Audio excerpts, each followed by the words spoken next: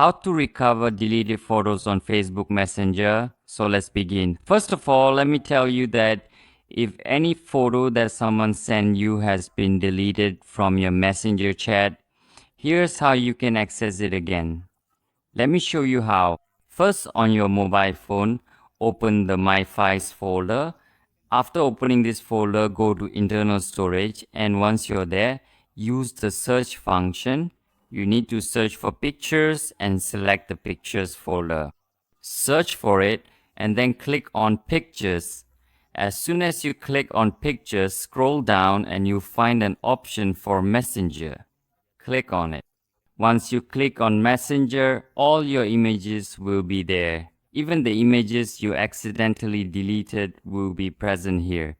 You can access those photos from here. So that was today's video. I hope you liked it. If you did, please like this video, subscribe to our channel, and don't forget to press the bell icon.